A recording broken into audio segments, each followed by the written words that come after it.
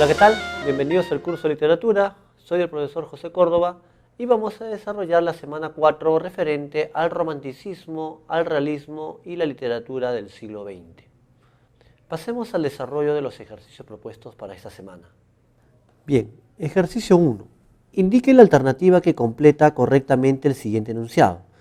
Una de las consecuencias de la oposición al neoclasicismo fue que los románticos exaltaron, ¿no? Dice, ¿no? Que hay que completar un enunciado, que van a exaltar, pero como consecuencia de la oposición a la anterior corriente, porque los románticos van a exaltar o van a digamos, a referir muchos aspectos, pero hay uno que se opone al neoclásico. Debido a que la propuesta previa al romanticismo privilegiaba, la propuesta previa dice, o sea, el neoclásico, ¿qué privilegiaba? A ver, los neoclasicistas, ¿verdad? O el neoclasicismo fue la corriente anterior, donde predominaba lo racional, la razón y la moral era muy importante en la corriente neoclásica, pero evidentemente su carácter racionalista. A ello los románticos van a exaltar pues la subjetividad, los sentimientos, ¿no? Es un rasgo preponderante. Muy bien, entonces la respuesta sería la D.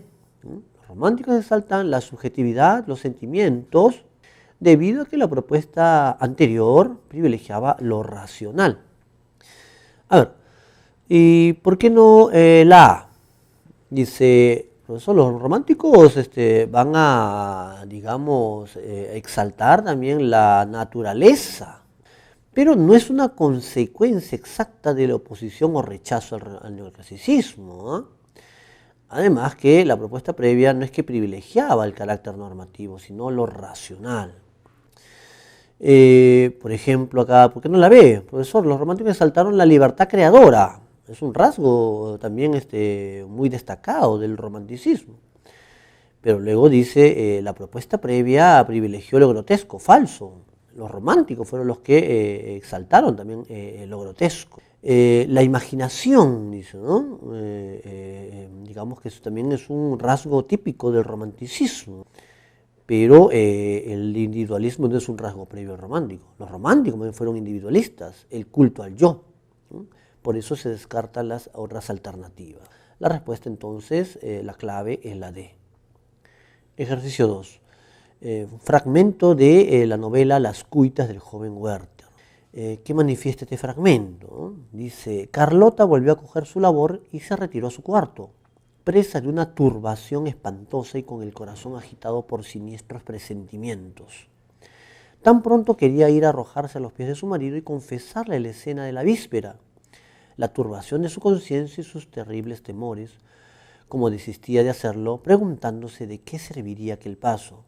Podía esperar que su marido, atendiendo a sus ruegos, corriese inmediatamente a la casa de Werther. Este fragmento corresponde al momento en que Carlota está desesperada porque Werther ha mandado pedir las pistolas, ¿verdad?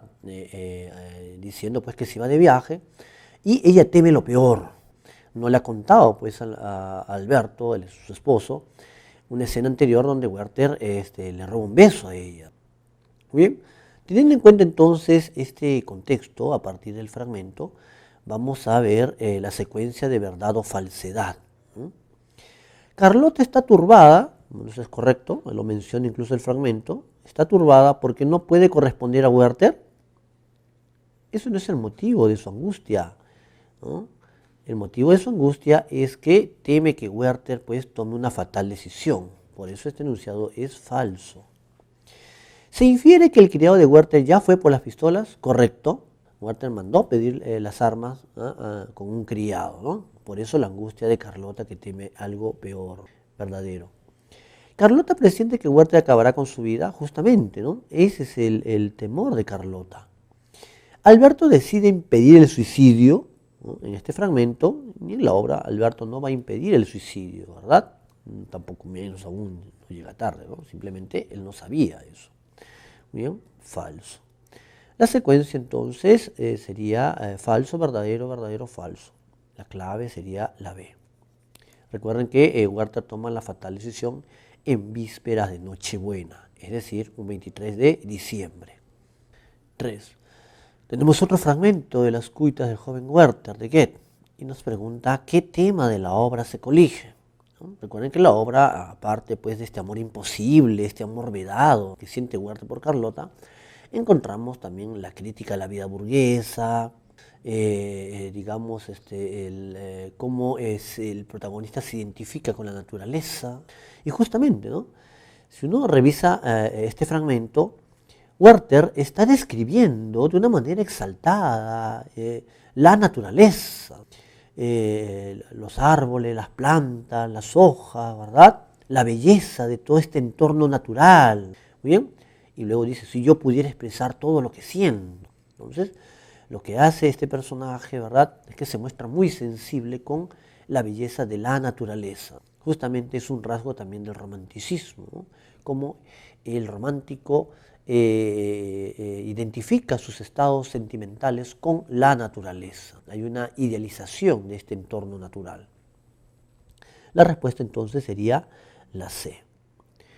Profesor, ¿y por qué no la A? Dice, el amor inspirado en la descripción del paisaje. Lo describe, lo idealiza, pero no lo asocia a el amor que siente por Carlota. Por eso esto de acá se anula, ¿no? Esto de aquí, mejor dicho, anula el enunciado. Dice, el elogio de la vida pasible, dice la B, ¿no? Vida pasible es algo muy genérico, habría que aquí especificar, ¿no? Aquí es la naturaleza lo que está describiendo de una manera exaltada. Dice, la naturaleza fomenta los sentimientos amorosos. Si bien hay descripción de la naturaleza, pero, repito, no hay una relación, ¿no? O como que es, digamos, la causa de su sentimiento pues, por Carlota, ¿no? No lo está relacionando en este fragmento. Ejercicio 4. La novela realista que aparece en Francia durante la segunda mitad del siglo XIX recrea minuciosamente ambientes y contextos en donde se desenvuelven los personajes. Esto se logra mediante la. Muy bien, el realismo, ¿no?, esta corriente literaria que va a surgir pues casi a mediados del siglo XIX en Francia, ¿no?, tiene como una de sus características pues recrear el entorno histórico, ¿verdad?, el ambiente social en el cual se desenvuelven los personajes, ¿verdad? Ahora, la recreación de este entorno, contexto social e histórico, el enunciado dice, se logra ¿mediante qué se logra? Justamente, ¿no?, ahí viene el otro rasgo, la descripción detallada, ¿no? Los realistas, en su afán de objetividad, de describir pues la realidad de una manera verosímil, entonces nos van a ofrecernos una minuciosa descripción de los personajes, de su ambiente social, de su ambiente histórico, ¿no? Entonces, la descripción es un elemento constante que va a ser empleado por los escritores del realismo europeo. Ejercicio 5. Marque la alternativa que contiene los enunciados correctos sobre las características de la obra de Fedor Dostoyevsky. A ver, la importancia de este escritor ruso. Veamos, dice, manifiesta una gran solidaridad con el sufrimiento humano. Este enunciado es correcto. En sus novelas se puede apreciar pues cómo el autor recrea muchos ambientes de pobreza, de miseria, y a ello se le suma pues una gran sensibilidad con el sufrimiento de estos personajes. Algo así como lo que va a mostrar Vallejo, ¿no?, haciendo la comparación, ¿no?, ya en el siglo XX, en Poemas Humanos, por ejemplo. Este enunciado entonces es correcto. ¿Critica la religiosidad cristiana por considerarla decadente? Falso. Más bien, en Dostoyevsky hay una profunda religiosidad.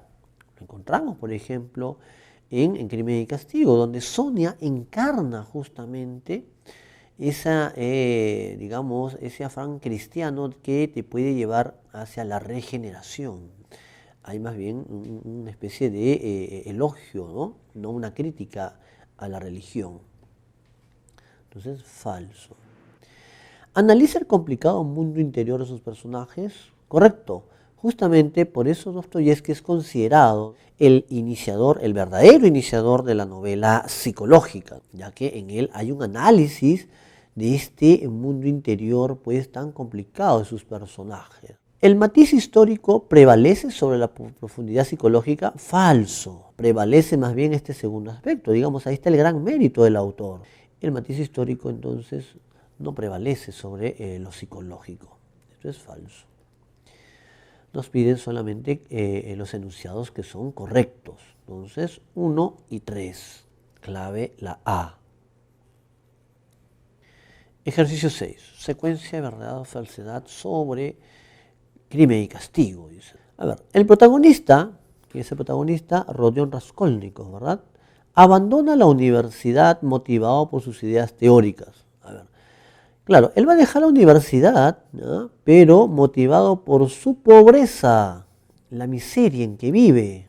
Al inicio, pues, Raskolnikov es un intelectual, es un racionalista, pero debido a la miseria en que está, ¿no? Vive en un cuartucho miserable, hay días que no tiene ni para comer, ¿verdad? Eso lo ha llevado a abandonar sus estudios. No sus ideas teóricas en sí, no es que por eso deje la universidad, ¿no?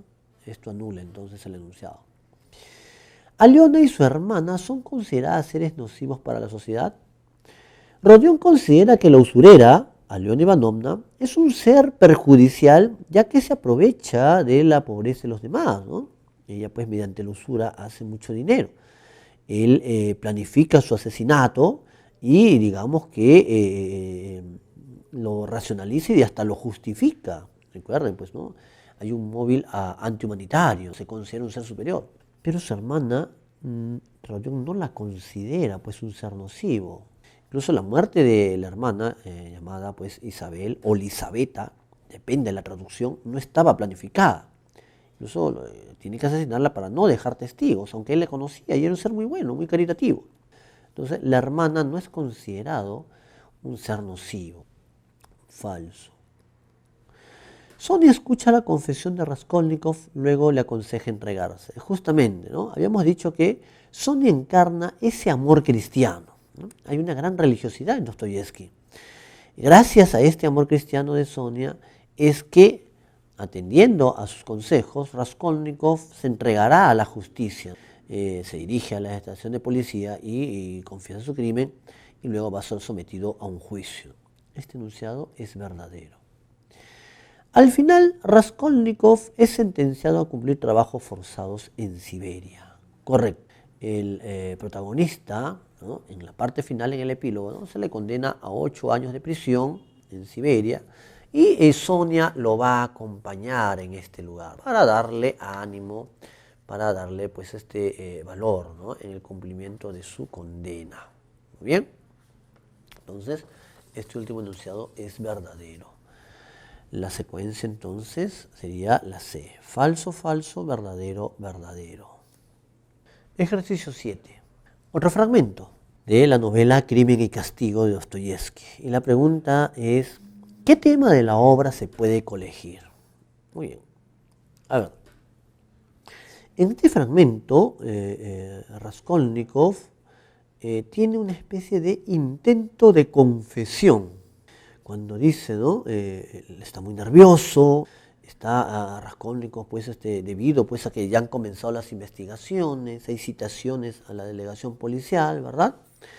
Y de pronto, pues, dice, de súbito le acometió un pensamiento incomprensible, levantarse, acercarse al comisario y referirle con todo detalle el episodio de la vieja. Luego llevárselo a su habitación y mostrarle las joyas escondidas detrás del papel de la pared. Tan fuerte fue este impulso que se levantó dispuesto a llevar a cabo el propósito, pero de pronto se dijo, ¿no será mejor que lo piense un poco, aunque sea un minuto? No, lo mejor es no pensarlo y quitarse de encima cuanto antes esta carga. Entonces está, digamos, atormentado por esta conciencia de culpa y está viendo si confiesa o no confiesa el crimen cometido. Entonces el tema se refiere acá a la conciencia que atormenta al personaje y que lo está llevando a una especie de intento de confesión. Clave entonces la D. A ver, ¿por qué no la B? La B dice la confesión sincera del asesino. Acá no está confesando todavía, ¿verdad? Este fragmento es una especie de amague, ¿no? De intento de, digamos, confesar lo que ha cometido. La A que dice, el conflicto ético entre dos tipos de moral, una cristiana y una intelectual. Si bien ese es uno de los temas que aparece en la obra, digamos que aparece aquí tal vez una especie de conflicto intelectual, pero no hay acá todavía, no se muestra esta moral cristiana, no está presente en este fragmento, ¿no? Eso lo anula, ¿no? Ejercicio 8. Marque la alternativa que completa correctamente el siguiente enunciado sobre las características de la narrativa contemporánea. Entre las modalidades o técnicas novedosas empleadas por los narradores del siglo XX destaca una de las grandes técnicas empleadas por los escritores del siglo XX. ¿Cuál es? Acá tenía que completarlo. Procedimiento que permite, o sea, esta técnica que permite, ¿no? A ver, vamos a tener digamos, muchos aportes, sobre todo en el campo de la narrativa. Por ejemplo, los múltiples narradores o voces narrativas, el quiebre o ruptura temporal, ¿no? Pero uno de los grandes aportes será el monólogo interior, llamado también fluir de la conciencia, acceder directamente al pensamiento de los personajes, ingresar directamente a sus pensamientos, es decir, a ese, digamos, mundo interior. Entonces, la clave sería la B. El narrador omnisciente no es una técnica del siglo, no es una técnica novedosa, es una técnica tradicional, es utilizada desde hace siglos, ¿no? La narración objetiva, si bien es una técnica que deben emplear los escritores contemporáneos, su función o su utilidad no es plasmar una visión histórica universal del hombre, ¿no? Sino simplemente, como dice, mostrar los hechos, mostrar los sucesos de un punto de vista exterior, nada más, y objetivo, ¿no? Por eso la clave es la B y no la C. Profesor, ¿y el quiebre temporal? ¿La ruptura temporal es una técnica? Sí, pero no, su función no es darle verosimilitud a los hechos referidos, ¿no? Eso no es su función del quiebre temporal. Ejercicio 9. Tenemos un fragmento de la novela La Metamorfosis de Franz Kafka y la pregunta es, ¿qué tema de la obra puede deducirse? En este fragmento, Gregorio, transformado ya en insecto, ¿no? Había salido de su habitación, trata de regresar y se ha encontrado con el padre, dice. Y teme justamente impacientar al padre, que le está enseñando el bastón erguido de una manera amenazante. Es decir, en este instante el padre está mostrando su autoritarismo y violencia para hacer que Gregorio vuelva a su habitación, ¿no? Por eso dice, ¿no? Inició una vuelta lo más rápidamente que pudo, es decir, con extraordinaria lentitud. Muy bien, entonces, en este fragmento lo que se puede colegir es que cómo esta figura paterna se muestra autoritaria, ¿verdad? En lugar de solidarizarse con su hijo, le muestra, dice, el bastón de una manera amenazante, dice, ¿no? Capaz de descargarle sobre su espalda, dice, o incluso herirlo en la cabeza, ¿verdad? O sea, incluso con violencia. Entonces, la respuesta sería la C, ¿no? El autoritarismo con que el padre trata a Gregorio. Profesor, y la dice, el clima de tensión por el temor del padre hacia Gregorio. ¿El padre teme a Gregorio? Es al revés. Es Gregorio quien teme en ese instante a su padre. La deshumanización del padre por la rutina burocrática, en este fragmento no se alude a ello. Aunque, por ejemplo, el padre también va a estar alienado cuando duerme, por ejemplo, con su uniforme. Luego va a conseguir un trabajo y duerme con su uniforme. Ahí habría pues una especie de alienación. Pero en este fragmento no se muestra entonces la deshumanización del padre. La impotencia de Gregorio por no caminar con rapidez, ese es un tema, digamos, destacado de la obra, no, ¿verdad? Su impotencia mediante Gregorio es porque en este caso pues es aislado por la familia, digamos, porque no recibe pues la solidaridad, salvo el caso de Gret, ¿no? Que sí, digamos, lo atiende, ¿no? Aunque en la parte final también Gret se cansa. Finalmente, ejercicio 10. Tenemos otro fragmento de la novela La Metamorfosis. Se puede afirmar que después de su transformación, Gregorio... A ver, ese fragmento hay que referirlo, digamos, en qué momento. Ya se ha transformado en insecto, la familia había estado tocando la puerta, ¿verdad? Ha pasado mucho tiempo, no ha ido a trabajar, ha perdido el tren. Gregorio está obsesionado con su trabajo, ¿verdad? Ahí es una muestra de su alienación. Llega pues el jefe, ¿verdad?